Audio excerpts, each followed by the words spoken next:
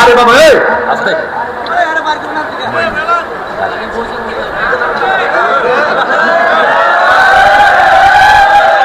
বুঝছে না আমার মাঝে গেছে তোর কি হয়েছে? আমার যুবকদেরকে বলবো, মা বাপের দোয়া ছাড়া ওলি আল্লাহ হওয়া যাবে না। মা বাপের দোয়া ছাড়া কিছুই হয় না। সবচাইতে গুরুত্বপূর্ণ হইল যত বড় গুনাহই করেন, যদি মা বাপের দোয়া যদি আপনার লাগে যায়, আল্লাহ পাক আপনাকে ক্ষমা করবেন। কথা বলেন ঠিক না? এই জন্য ক্ষমা করার মালিক কে? মা বাবা যদি বলে যে আল্লাহ আমার পোলারের মাফ করে দাও, আল্লাহ আমার পোলারের রিজিকের মালিক, আল্লাহ সম্পদের মালিক বানিয়ে দাও, সব দোয়ার মাঝখানে পর্দা আছে, মা বাপের দোয়ার মাঝখানে কোনো পর্দা এটা ডাইরেক্ট কবুল হয়ে যায়। তুমি তোমার শরীরে শক্তি আসে দিকে বুড়া বাপের একটা দমক মারো, এই শক্তি কিন্তু বাইরে হয়ে যাবে।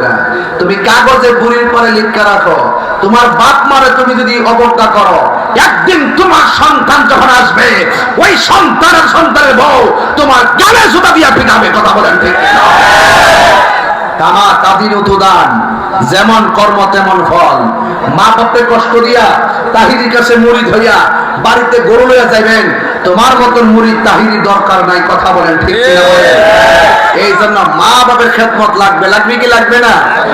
কিছু লোক আছে এবার পীরের জন্য সব ফানা করে না, বাপ মা খাইছে না খাইছে, মাশাআল্লাহ শরীর মাছ লয়ে গেলে আরে বাবা আস্তে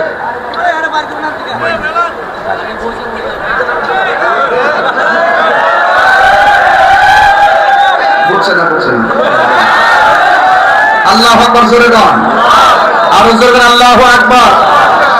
ফুলাফান আওয়াজ করে বলতেইব, মা বাপের খেদমত চাই কি চাই না? এই বিধান কি মোল্লার না আল্লাহ? তো আল্লাহর বিধান না মানলে শাস্তি আছে না নাই? আপনি সংক্ষেপে বোঝেন না কেন? ওয়াকাদা রাব্বুকা আল্লা তা'বুদু, আল্লাহ বলছে আমি আল্লাহ ছাড়া কারো ইবাদত করা যাবে না। এরপর কি বলছে? ওয়াবিল ওয়ালিদাইনি ইহসানা, মা বাবার সঙ্গে ভালো ব্যবহার করো। আল্লাহর ইবাদতের পরেই তো খেদমত লাগাই দিয়েছে। আমি ওয়াজে বলছিলাম আজকে ওয়াজের বিষয় হলো দুইটা, একটা হলো ইবাদত আর একটা হলো খেদমত। জোরে কন্যা সুবহানাল্লাহ। তাহলে আমার ওয়াজ বুঝতেছেন কিনা? এই বুড়ির ঘরের বহুত মসজিদ ফজরের নামাজের টাইমে 2 জন 3.5 জন, একটা বাইরে বুড়ি আর কি একটা বাইরে ওই 10 জন। জুম্মার মধ্যে ভিতরেও জায়গা নাই, বাইরেও জায়গা নাই। আর আমরা দেশে কিছু ছেলেরা আছে মার লাগে ফান আনতে গেলে হিসাব করে, আর ঘুরবার যাওয়ার সময় কি তান যা। আবার যখন নিজের মা যখন কোমর বেদনা করে দেয় প্যারাসিটামল, আর নিজের যদি একটু সমস্যা হয় বউয়ের আর কি পরীক্ষা ছাড়া ওষুধ খাওয়া ঠিক না। আপনার মারা করো ফাস্টফুড সবজি সব নরমাল, আর এখন মাস একটু খবর লিখো একটু পরীক্ষা করলে ভালো হবে। এমন এক যোগ আইছে, এই জন্য এই ফ্যানটা একটু এদিকে নেন, তুমি একটু এদিকে যাও, তুমি এনে কষ্ট করেন, একটু এদিকে যাও, বাসটা বরবর থাকো, এই ফ্যানটা এদিকে নেন। ওকে আস্তে আস্তে। ভাইরা আমার, আপনি যত চালাকি করেন, ওয়ামাকারু ওয়ামাকারাল্লাহ ওয়াল্লাহু খায়রুল মাকিরিন, আপনি যত চালাকি করেন, কারে খুশি করতে কেমনে চলেন, ওয়াজ যে করতেছি দাওয়াত ফাইল লেগে ওয়াজ করতেছি নাকি ওই কোন দলের বিরুদ্ধে যায়া গ্যাঞ্জাম লাগাবে লেগে ওয়াজ করতেছি, নাকি আপনাদের হেদায়েতের জন্য ওয়াজ করতেছি? আর আপনারা কোন কি লেগে? আমরা কেমনি বোঝার ক্ষমতা আছে? কাজীতে কি আছে বোঝার ক্ষমতা আছে? এটা কিন্তু আল্লাহ কিন্তু বুঝে। এই জন্য তোমার নিয়তটা ঠিক করো। আরে মা বাপের দোয়া লইয়া যদি কই গাছতলা কিংবা আম গাছতলে যদি শুটকির বর্তা দিয়া খান, এটার মধ্যে শান্তি আছে। আর মা বাপের কষ্ট দিয়া বুড়ির পারে ভালাইয়া ঢাকা শহর যাইয়া 5 তলা বিল্ডিং আরামে সেগুন ঘরের খাটে ঘুমায় যদি মনে করেন যে আপনি আল্লাহর ভাই নেবেন, অসম্ভব। হৃদয় রব্বি ফিরিদাল ওয়ালেদ ওয়া সাকাতুর রব্বি ফি সাকাতিল ওয়ালেদ। মা বাবার সন্তুষ্টিতে আল্লাহ সন্তুষ্টি, মা বাবার অসন্তুষ্টিতে আল্লাহর অসন্তুষ্টি। এই জন্য মা বাপরে কান্দাইয়া মক্কা মদিনা গেলে লাভ হবে না। ওই যে ওয়াজে থাকেন না যে জানগা এমন কোন ঘর নাই বুড়ির পার দেবী ধরে এমন কোন ঘর নাই যে প্রত্যেকটা বুড়া বেড়ার বুড়া বেড়ি চোখের পানি ফালায় কান্দা না। এত শখ করে বিয়ে করেছে বউডার হাতে এক লুটা উজুর পানি পর্যন্ত পায় না। খাবারের পানি তো পরের কথা বলেন ঠিক। বাপটা শুধু সম্মান আছে, আগের মানুষ তো মোবাইল টোবাইল কম বুঝে, বাটফারি জগৎ তো বাপটা অতিক্রম করে নাই। এই প্রজন্ম বহুত কিছু বুঝতে ভালাইছে, হয়তো তারা বুড়া হইলে ধরতে পারবে। মনে রাখবে আপনি যুবক আগামী বুড়া হওয়ার আগে আবার এমন যুগাইব আপনারা বুকা বানাই দিব। কথা বলেন ঠিক না?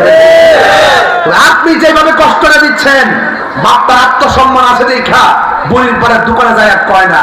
বিশ্বাস না হয় কোরআন শরীফের সামনে আপনি যদি 10,000 টাকা দিয়া আপনার পরিবারের শাড়ি কিনা দেন, আপনি রেসপন্স যতটুকু পাবেন আপনার বাপের শুধুমাত্র 500 টাকা দিয়ে একটা লুঙ্গি কিনা দিবেন। বাপটা আগের মানুষ যে সিলটা আছে, যে কাগজটা ছিল তুলতো না, পানির থলায় ভিজাইতো না, এই কাপড়টাই পরবো, এই লুঙ্গিটারে ফুলাইয়া ফইয়া বুড়ির ঘর দোকানে যায় বইব ঠ্যাংটা কাউরি দিয়া। দোকানদার কব কি নতুন লুঙ্গি দি, পরে বাপে কব মানিক নিয়ে আনছে আমার লাগে, আমার কোটে আনছে। এটা শুধুমাত্র কথা না, এটা এমন একটা দোয়া যে দোয়ার দ্বারা তুমি বান্দা থেকে আল্লাহর বন্ধু হয়ে যাবে। বাপে তোমার কাছে 50,000 টাকা জীবনে চাইছে?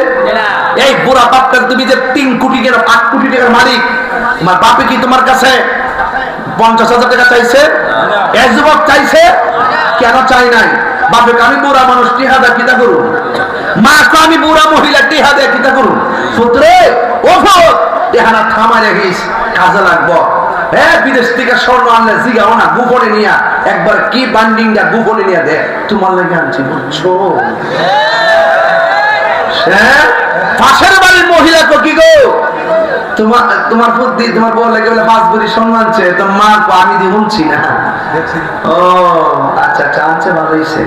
মার কষ্ট আসেনি তো কম, বাইরে বাইরে মানুষ জানে, মার কাছে কয় না। তোর মা গিয়া ফুতের কিতাবে ফুট বউ লাগিয়া 5 ভরি স্বর্ণ আনছ ফুট বিদেশ থেকে, আমার কাছে তুই কইছত না ফুট বউ হন না কম দহ বুঝলাম না, হিংসা শুরু করবো। হিংসা দহ কেমনে, তোমার মা কেমনে চাষ করা দেখছো নি?